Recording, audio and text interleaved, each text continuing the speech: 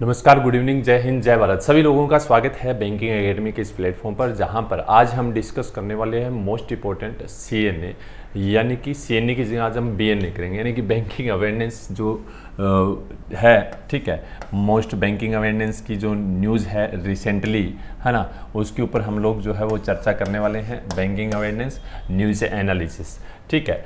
तो अगर हम बात करें बैंकिंग अवेयरनेस न्यूज़ एनालिसिस की, तो जिसके अंदर आईडीबी और आईबीपीएस आरआरबी जो आने वाले समय में जो एग्ज़ाम है, ठीक है, या उसके बाद भी बहुत सारे ऐसे एग्जाम जो एसबीआई आएगा या आईबीपीएस आएगा, तो उनके लिए महत्वपूर्ण ये रहने वाला है, ठीक है। जिसमें अगर हम बात करें तो हम फरवरी का पार्ट 4 देख रहे हैं। फरवरी पार्ट 4 क्यों? क्योंकि इससे पहले हम 3 पार्ट जो है वो डिस्कस कर चुके हैं, जनवरी कंप्लीट कर चुके हैं। सिर्फ इसके अंदर बैंकिंग अवेयरनेस से रिलेटेड न्यूज़ जो कि आने वाले समय के अंदर हमारे एग्जाम के लिए महत्वपूर्ण हो सकती है, बहुत ज़्यादा इंपॉर्टेंट हो सकती है, उनके ऊपर हम चर्चा कर रहे हैं।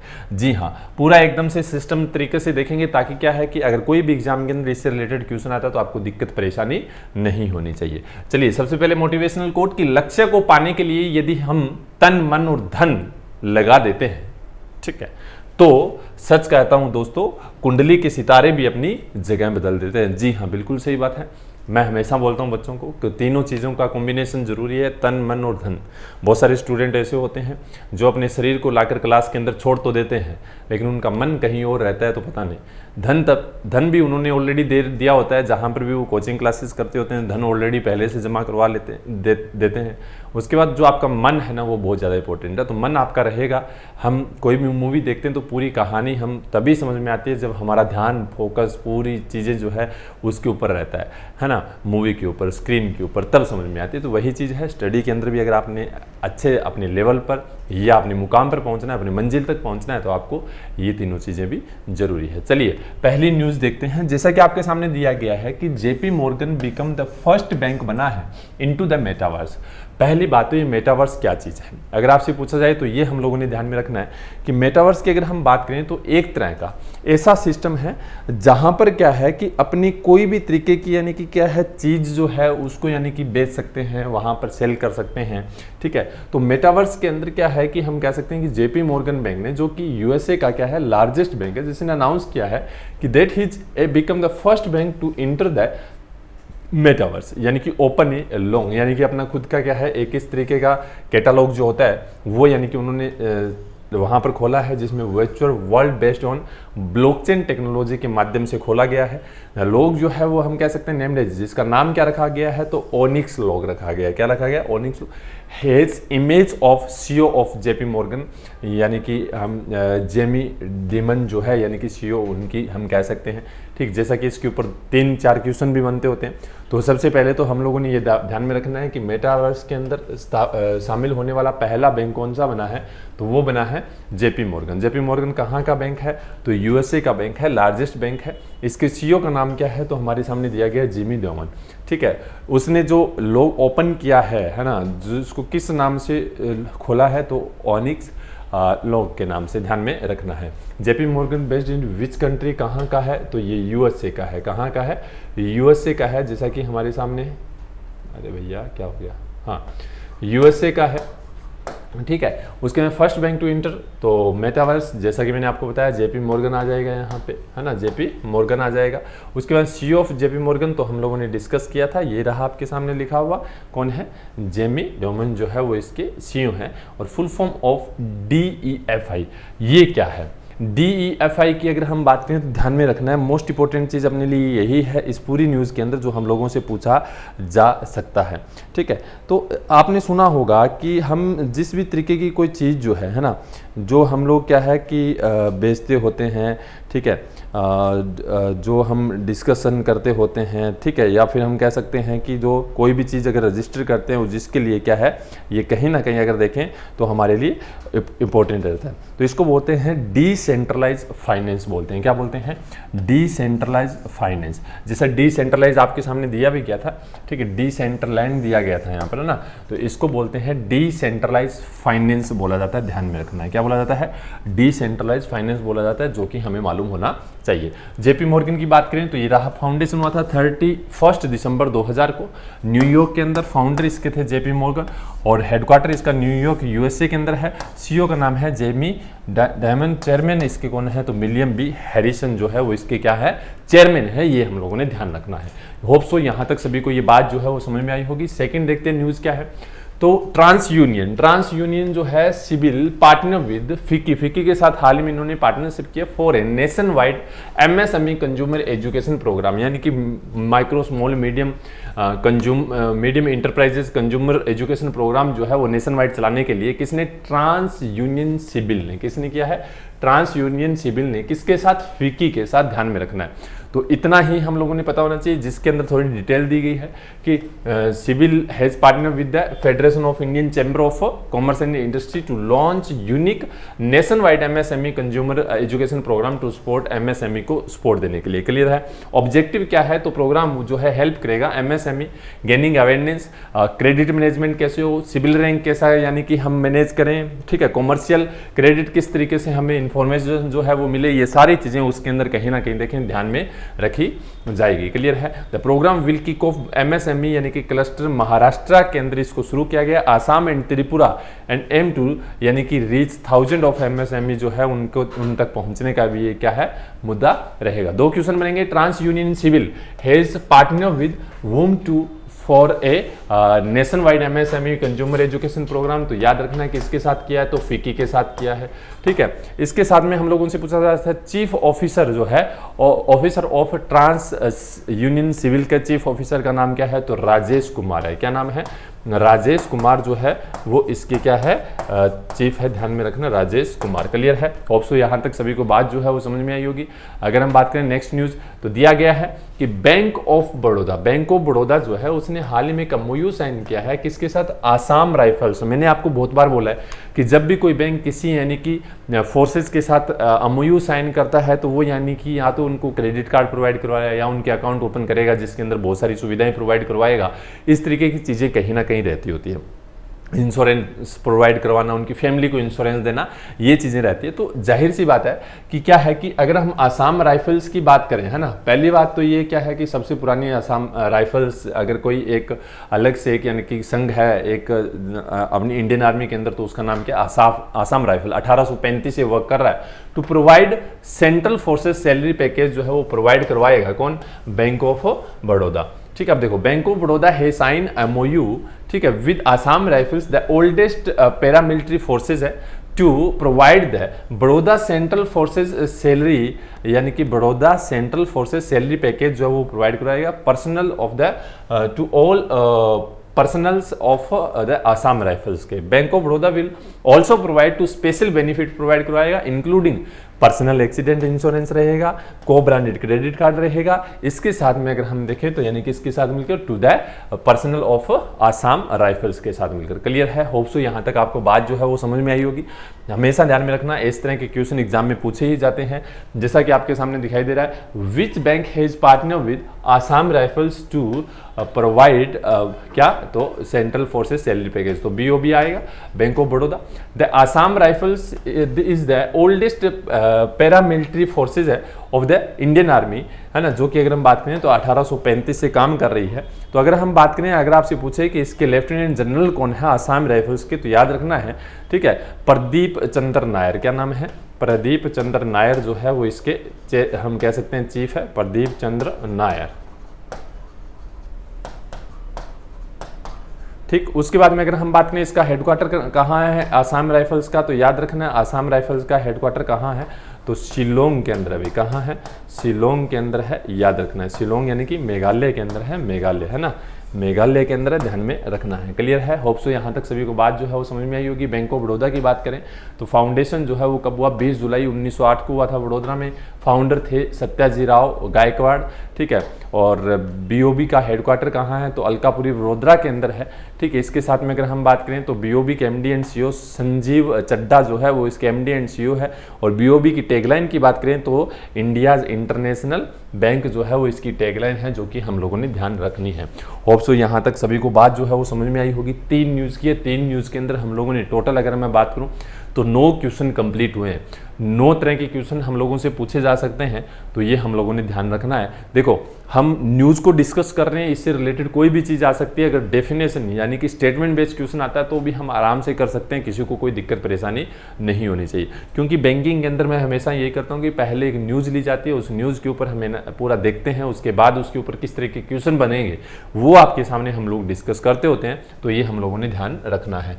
चलिए, गवर्नमेंट ऑफ इंडिया यानी कि गवर्नमेंट ऑफ इंडिया ने, कर्नाटका ने, ओडिशा ने एक MOU साइन किया है, लोन एग्रीमेंट $115 मिलियन का। किसके साथ? तो वर्ल्ड बैंक के साथ। Implementation of reward programme.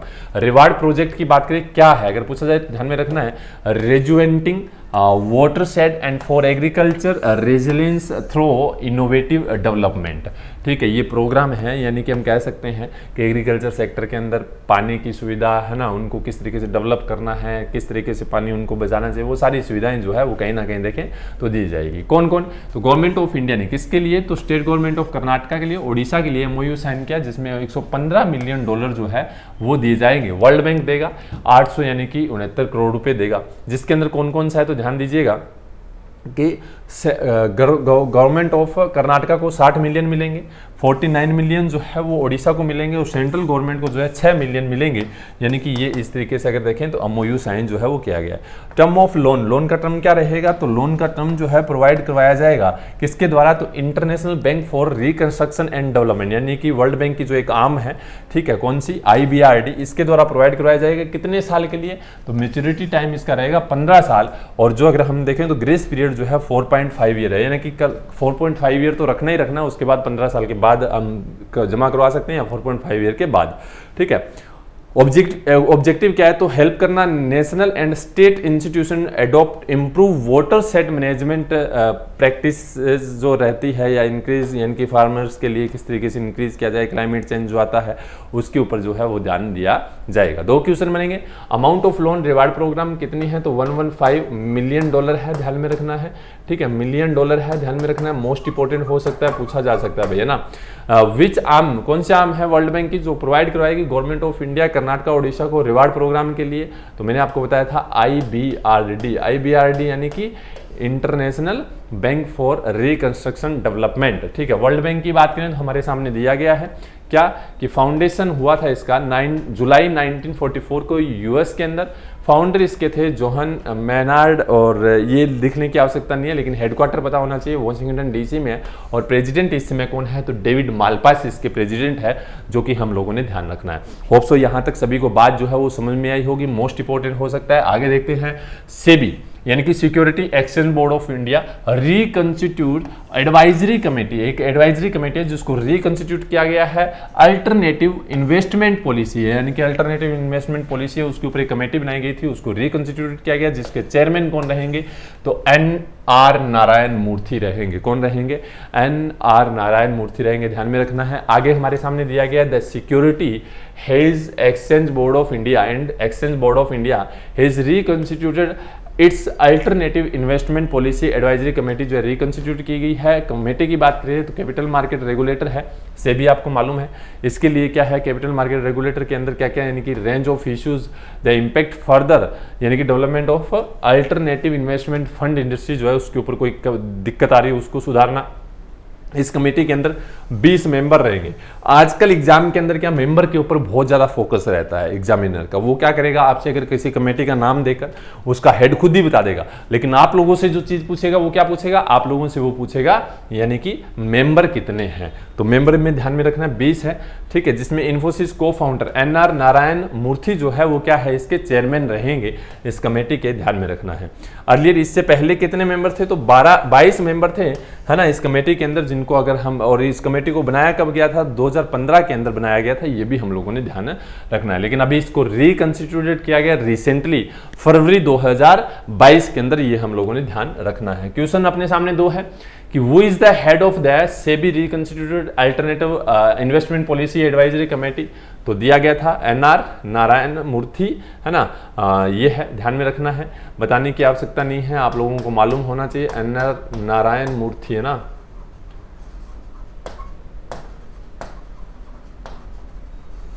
चलो, how many members are there in the SEBI reconstituted alternative investment policy, तो मैंने आपको बोला था अभी 20 है, पहले कितने थे, ये 22 मेंबर थे, अब 20 है।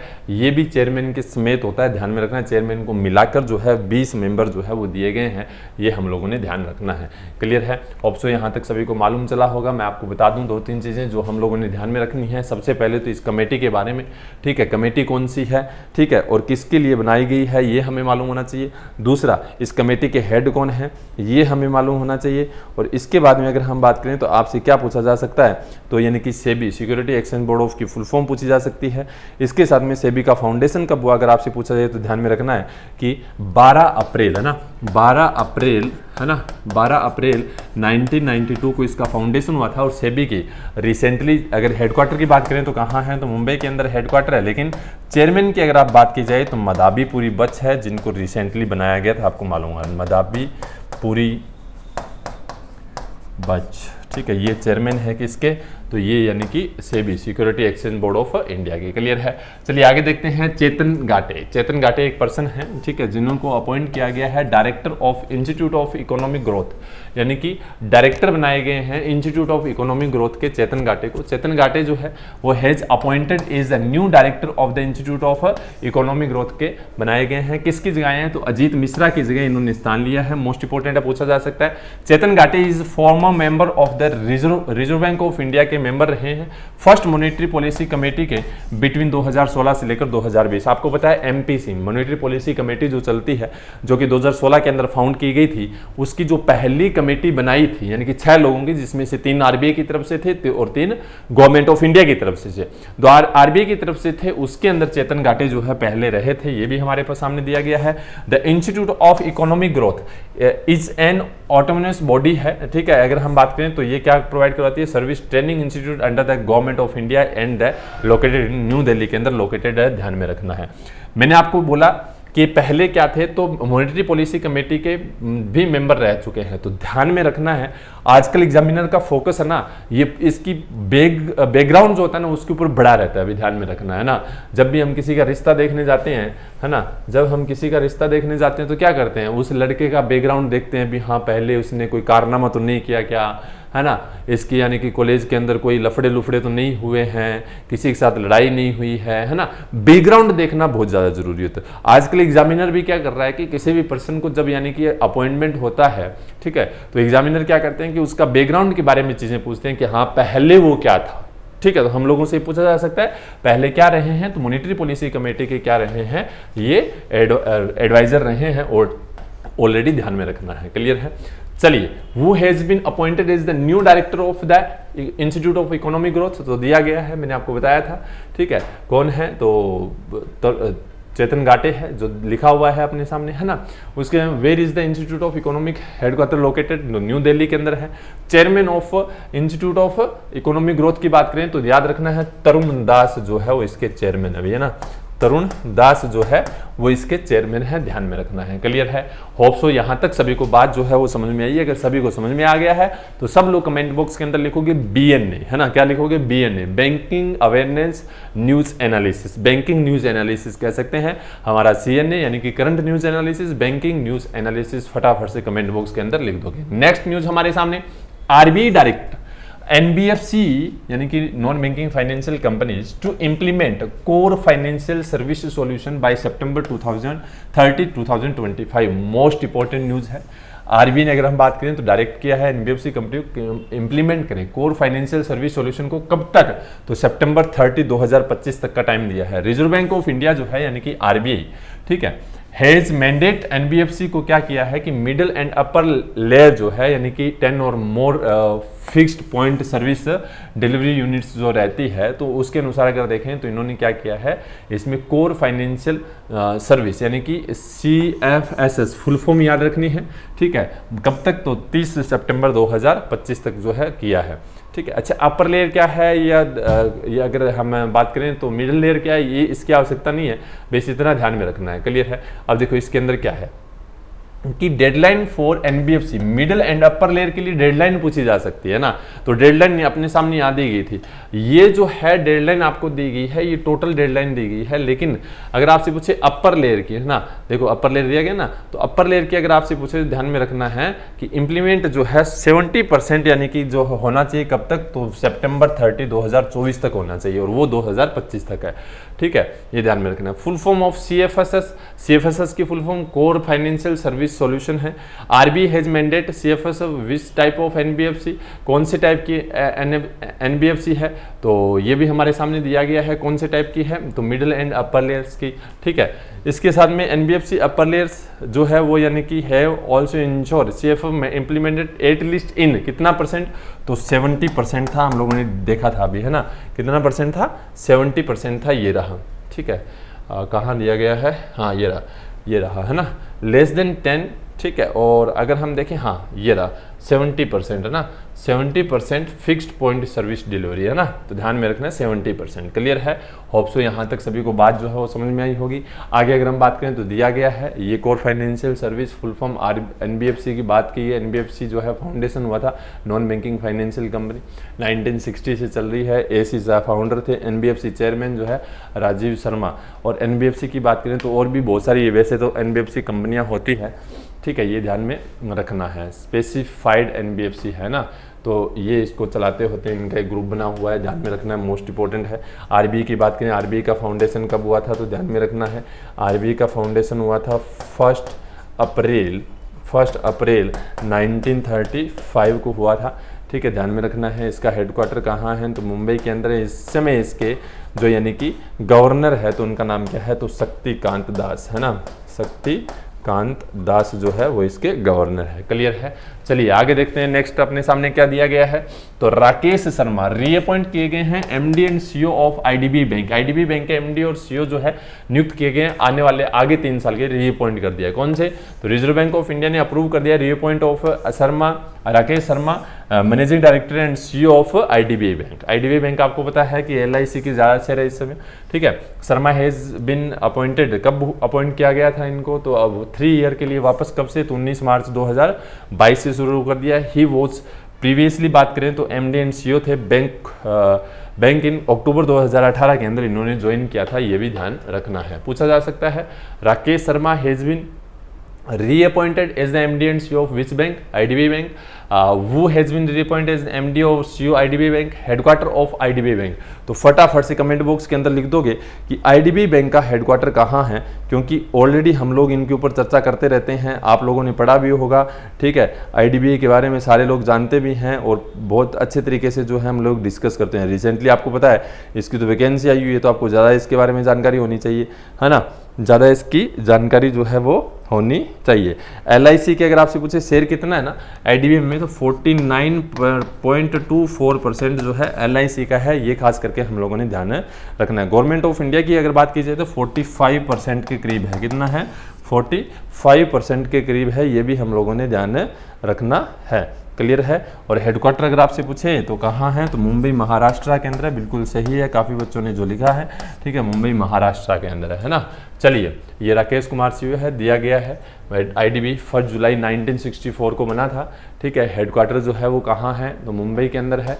MR कुमार जो है IDB के चेयरमैन है, ठीक है। और IDB के MD एंड CEO जो है वो कौन है? राकेश शर्मा है। IDB की टैगलाइन दी गई है बैंकिंग फॉर ऑल, है ना। आओ सोचें बड़ा, ठीक है, कुछ बड़ा सोचने का ये इरादा रखते हैं।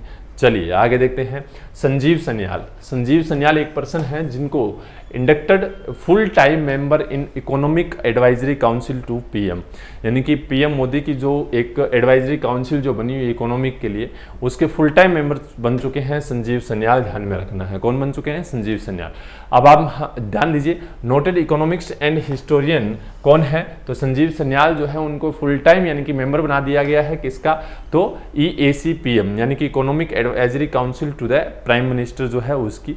ही has been appointed tenure of 2 year के लिए अपॉइंट किया गया है। ध्यान में रखना है, मोस्ट इंपॉर्टेंट है, पूछा जा सकता है, ठीक है। और सन्याल इस करंटली अगर हम बात करें तो प्रिंसिपल इकोनॉमिक एडवाइजर है in the ministry of finance के अंदर भी। ये भी अपने लिए मोस्ट इंपॉर्टेंट है, ये वाली लाइन ध्यान में रखना है। क्लियर है।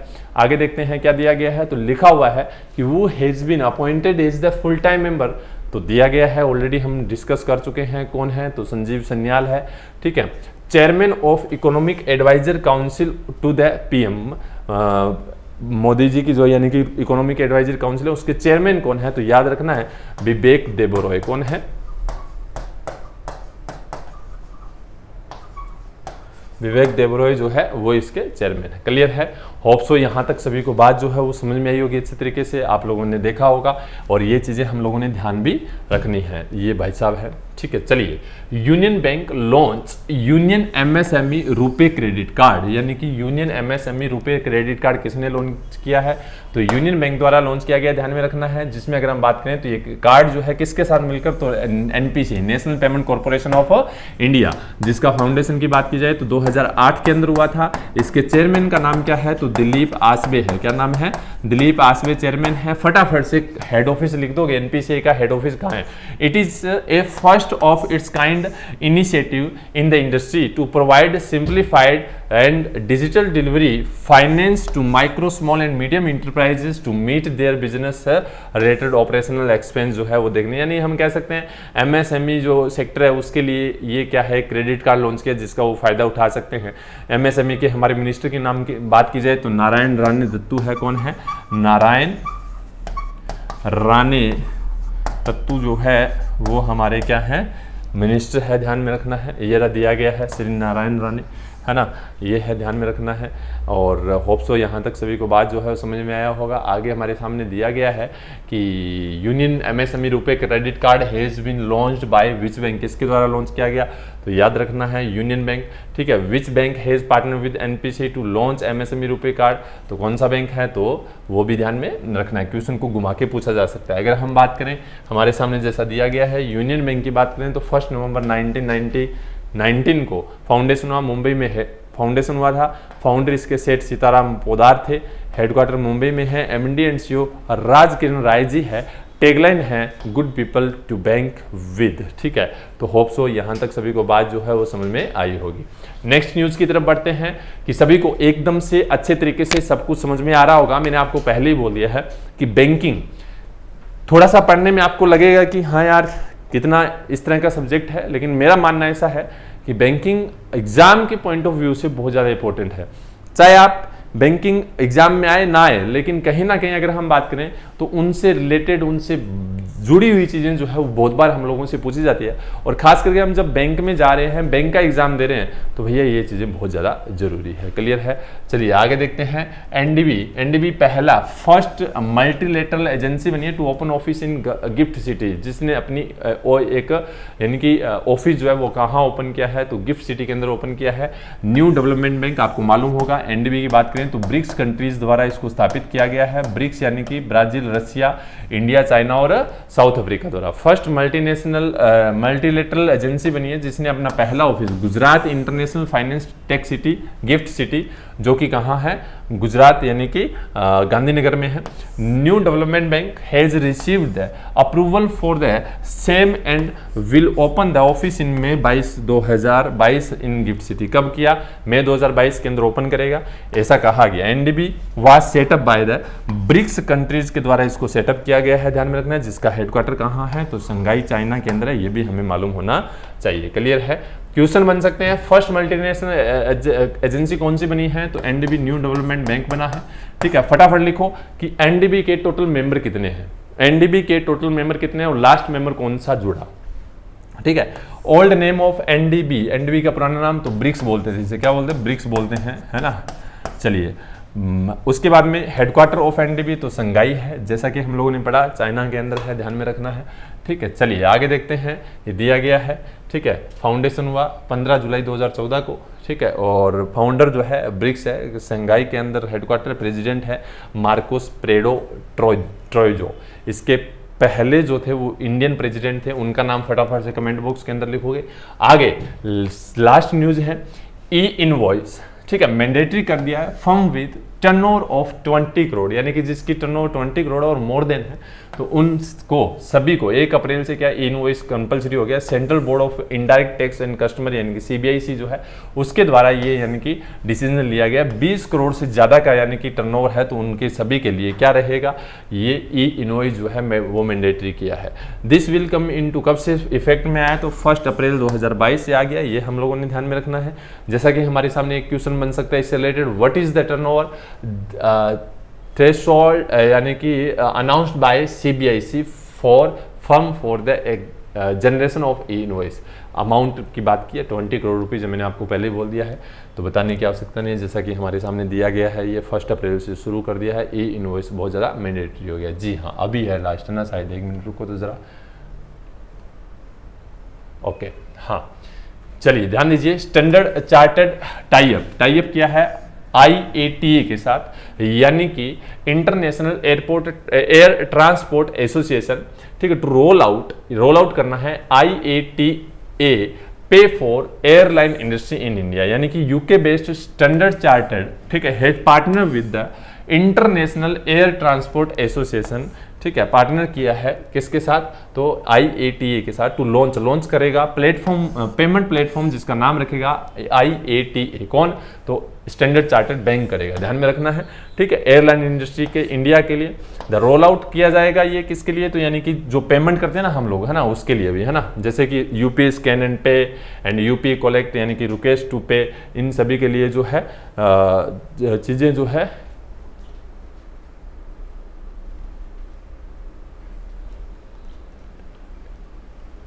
इन सभी के लिए जो किया है यूपीआई यानी कि यूनिफाइड पेमेंट इंटरफेस है, जो कि आपको पता है एनपीसी द्वारा लॉन्च किया गया था, लेकिन इसका नाम जो है प्लेटफॉर्म का क्या रखा है इन्होंने, तो याद रखना है। यानी कि ITA पे जो है India is powered by standard chartered payment platform है, किसका? स्ट्रेट टू बैंक पे। ठीक है, इसके द्वारा इसको जो है लॉन्च किया गया है। क्लियर है? ITA pay. Which bank has collaborated with IATA to launch IATA pay in India? तो स्टैंडर्ड चार्टर्ड बैंक। ठीक है, straight to bank pay is payment platform is which bank? तो ये भी यानी कि स्टैंडर्ड चार्टर्ड बैंक का है। हेडक्वार्टर ऑफ IATA कहाँ है? Headquarter of standard chartered bank का कहाँ है? तो चलो देखते हैं। स्टैंडर्ड चार्टर्ड बैंक की बात करें तो फाउंडेशन हुआ था 18 नवंबर 1969 को। हेडक्वार्टर इसका है लंदन के अंदर। ठीक है, और प्रेसिडेंट का नाम है जेरिन दारूवाला। क्लियर है? उसके बाद में अगर हम बात करें तो दिया गया है IATA, है ना, दिया गया है। इसकी बात करें तो फाउंडेशन 19 अप्रैल 1945 को हुआ। क्यूबा के अंदर हेडक्वार्टर है, मॉन्ट्रियल कनाडा में है, और प्रेसिडेंट का नाम है विली वॉल्स। ये खास करके हम लोगों ने ध्यान रखना है। क्लियर है? होप सो यहाँ तक सभी को बात जो है वो समझ में आई होगी। इसकी PDF आपको जो है हमारे चैनल के माध्यम से प्रोवाइड करवा दी जाएगी, यहाँ से आप ले सकते हो। बहुत सारी PDF प्रोवाइड करवाई जाती है बैंक से, एग्जाम से रिलेटेड।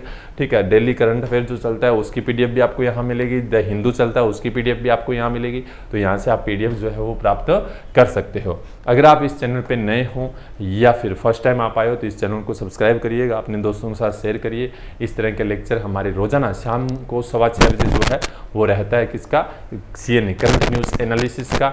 मॉर्निंग में 6:15 बजे करंट न्यूज़ का ही रहता है, लेकिन वो सिर्फ और सिर्फ वन शॉट है, यानी कि कम समय में बहुत सारी न्यूज़ हम डिस्कस करते होते हैं। और आफ्टरनून में 2:15 PM को जो है वो हमारा द हिंदू का लेक्चर रहता है, तो वो भी आप लोग जो है ज्वाइन करिए अच्छे तरीके से। चलिए, thank you so much, bye bye, take care.